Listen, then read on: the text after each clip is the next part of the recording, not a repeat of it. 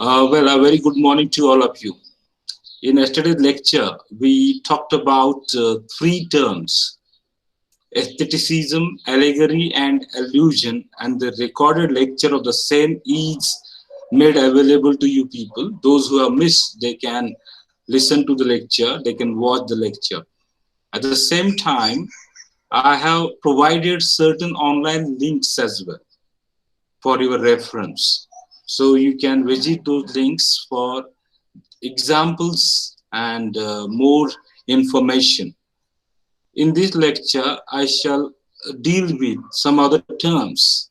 Now we shall talk about ambiguity. You must have become familiar with the term in your language paper while studying semantics. Semantics is the study of meaning. Okay, and in that paper, you must have learned something about ambiguity. Now, what is an ambiguity? It is a very common term. Many times we say this is very ambiguous. Ambiguous means something which is not easy to understand. Means when the meaning of a word or a phrase or a sentence is not uncertain, is not certain, then time we call it ambiguity. When you are not certain about the meaning of the word or a phrase or a sentence. Yes, why this uncertainty then? Why does this uncertainty arise? This uncertainty arises because there could be more than one meaning of that word.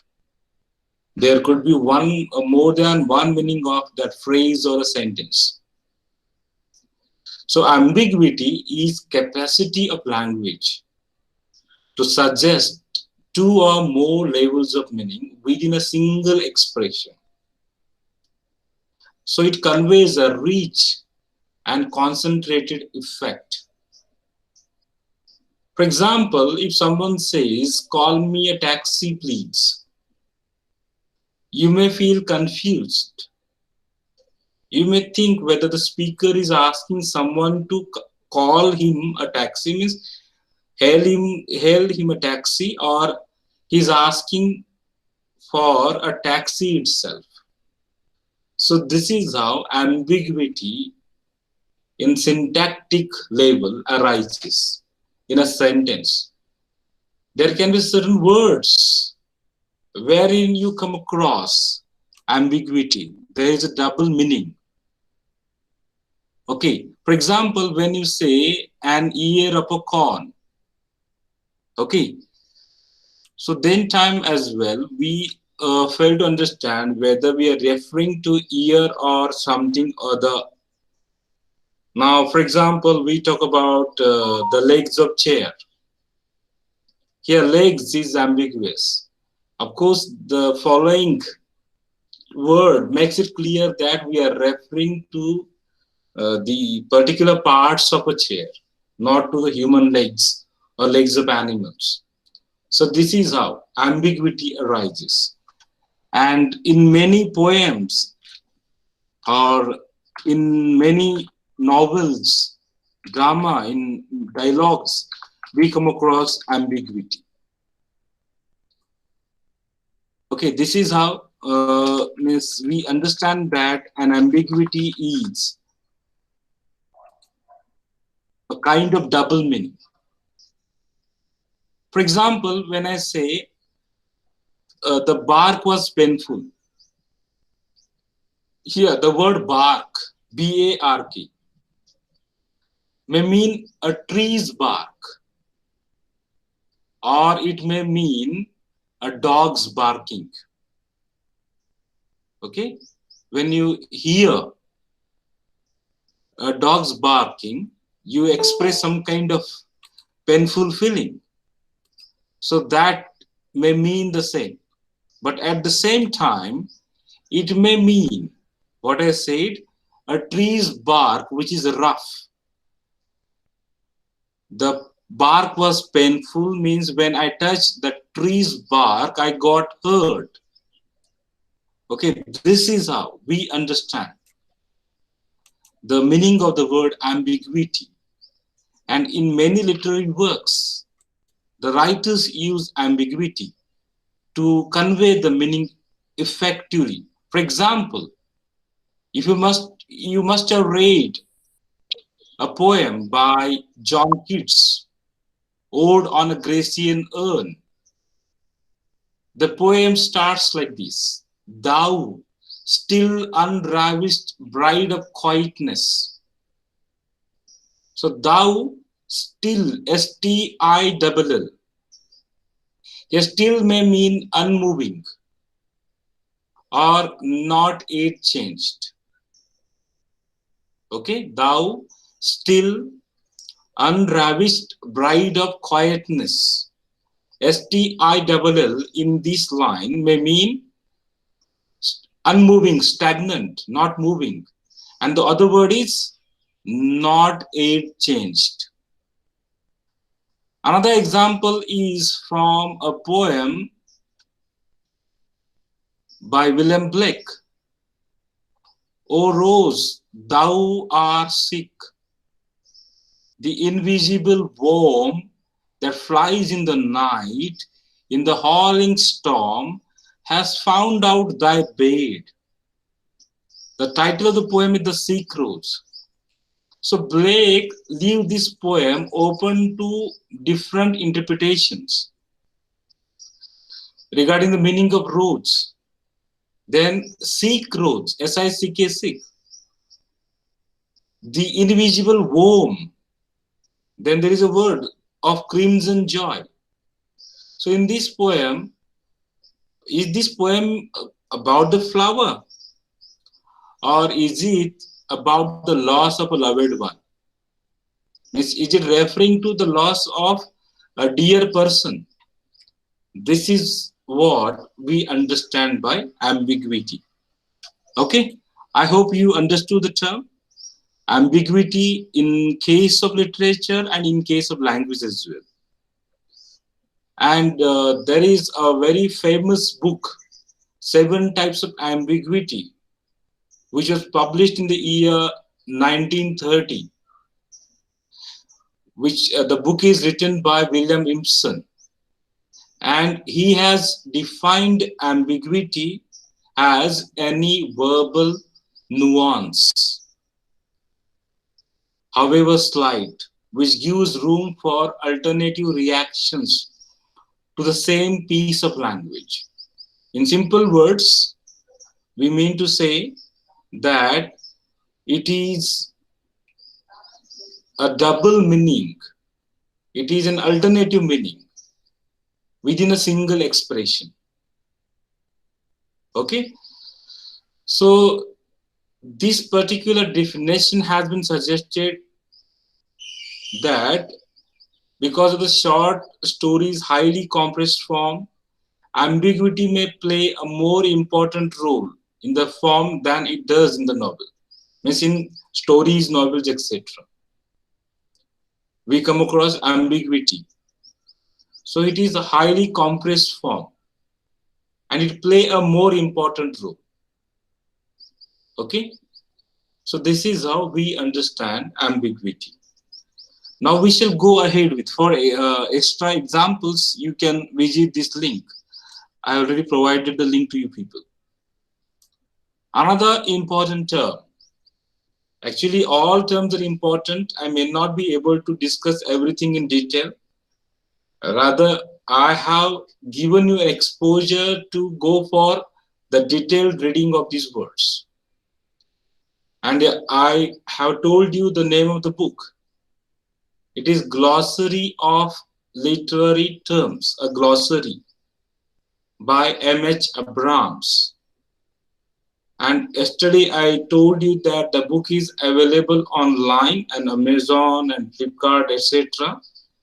And it is not a costly book as such. It may cost around 200. So I suggest you people to go for the book. Now let's go ahead with this term.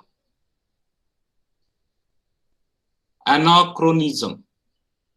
Now, what is anachronism? Chronicle order. Chron.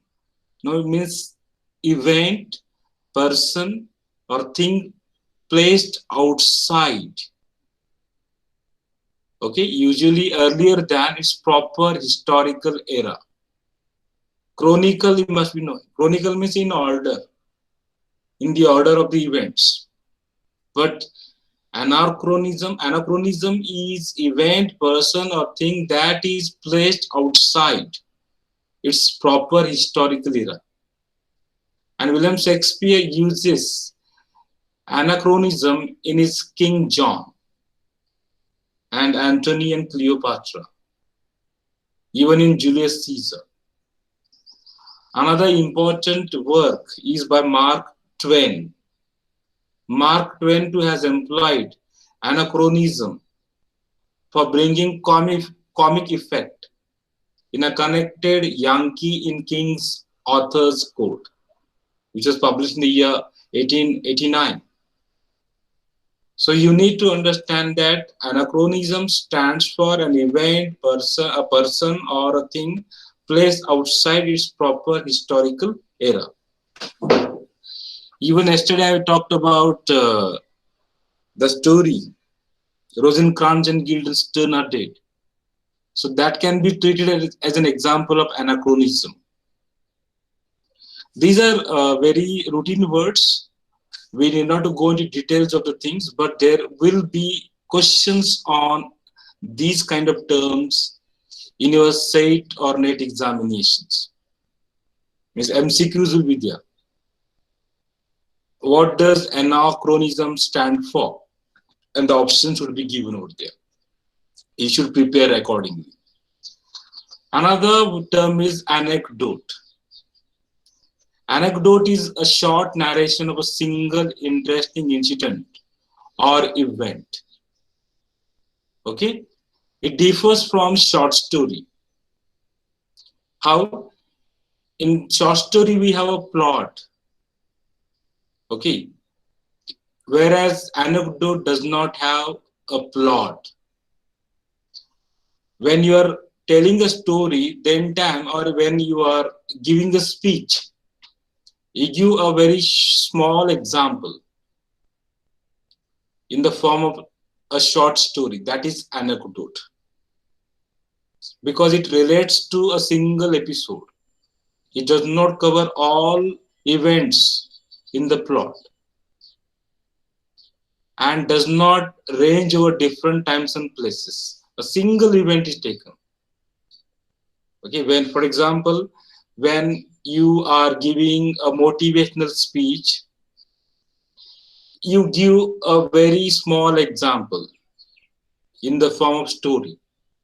That is referred to as an anecdote. The next term is antagonist. And I'm sure that you are well familiar with the word antagonist. Here the list is given in what we call in an alphabetical order. Therefore, we are talking about the words beginning with A. Antagonist is opposite to the protagonist. It refers to the characters in a story, in fiction. So antagonist is character in fiction who stands in opposition or rivalry to the protagonist. Protagonist is the major character, the main character. We call that protagonist as hero or heroine in Hindi movies, etc. The protagonist is the main character having good qualities. The story revolves around the protagonist. And antagonist is a villain, okay, who stands in opposition to the protagonist, a rival person. Examples, there are many examples we can refer to. Shakespeare's Hamlet. Hamlet's subtitle is Prince of Denmark because Hamlet was the Prince of Denmark. In this story, his uncle, King Claudius, is the antagonist. He is in opposition to Hamlet, the prince. And you can take any movie, an example of any movie. So antagonist is the opposite character, or in other words, we call him a villain. Of course, we need to understand that antagonist is not always a human being. In many of Shakespeare's plays, in many of the plays, even luck, your fate can be an antagonist.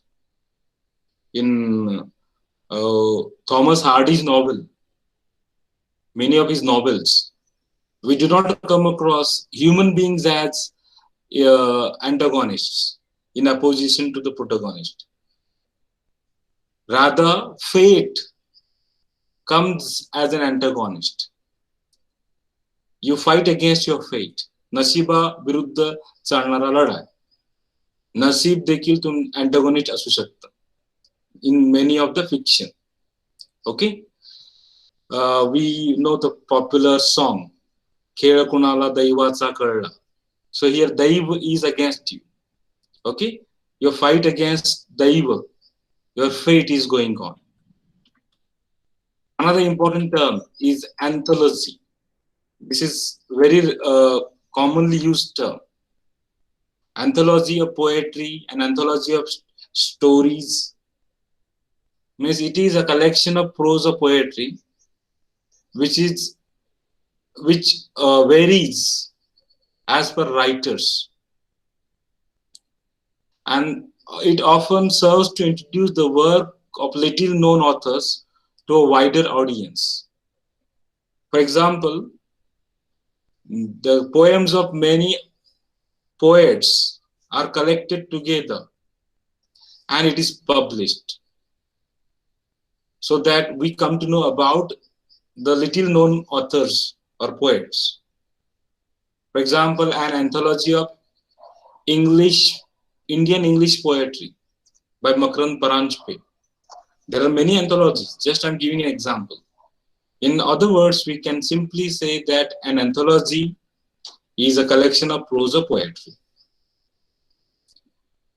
Another term is aphorism. Now pay attention towards the pronunciation of the words as well. It's aphorism. Aphorism is a short, concise statement. Means it refers to a short, concise statement that states an opinion, perception, or general truth. For example, we say, everything that glitters is not gold. Sakakta te sona nasta. This is aphorism. Okay, we can take an example of Alexander Pope, a neoclassical poet. Hope springs eternal in the human breast. Hope springs eternal in the human breast. Or John Keats' particular statement, beauty lies in beholders' eyes. सौंदर्य पाहणाऱ्यांच्या नजरेत दडलेलं असतं. This is an example of aphorism. Okay. Another familiar term, that means I'm saying familiar because you people have studied poetry. You people have studied the poems like Ode to the West Wind, To a Skylark, etc. And apostrophe is a very commonly used word. It is a direct address to a person who is absent. It can be an address to an inanimate entity. Inanimate means non-living thing. For example, Ode on a Grecian Urn. In this poem, John Keats addresses the pottery, Grecian urn, means a Greek pottery, artistic pottery. Okay. Or as I said, To a Skylark is addressed to a bird, skylark. Ode to Nightingale. In Ode to Nightingale, the bird nightingale is addressed by John Keats. Some of the examples are the first line of William Wordsworth's sonnet London, 1802. It begins like this: Milton, thou shouldst be living at this hour. Now, here, Milton is addressed. Milton refers to John Milton, who belonged to 17th century. And as you see, London was written in the year 1802. So Milton was not there when Wordsworth addressed him in this poem. And you can also refer to King Lear's speech in Shakespeare's very famous tragedy, King Lear. Blow winds and crack your cheeks, raise, blow. So he's referring to winds here. Winds is an inanimate entity. Okay, he's asking winds to blow. Okay, so this is what an apostrophe is. For example, if you read Nat Samrat, Nat Samrat is the Marathi version of King Lear itself. Okay, of course there is a king and here the actor is used, but the storyline goes in the same manner. Children, a father cheated by children. So, Hey Parmeshwara, when you say Hey Parmeshwara, it is an example of apostrophe. Or Sagara Prana Tadamalala, Ne Majasi Matrobhumila Sagara Prana Tadamalala. Here Sagara is an inanimate entity and the poet is addressing the sea, the ocean. So this is what apostrophe is. Okay, Meghano, Kayano, this song you must have heard. Or Nisarga Raja Aika Sangato. So here as well, Nisarga Raja is addressed to. Nature is addressed to. That is an example of apostrophe. I hope you are understanding it. Okay. At this point, I would like to stop the recording to make it a small lecture, and again we shall continue with our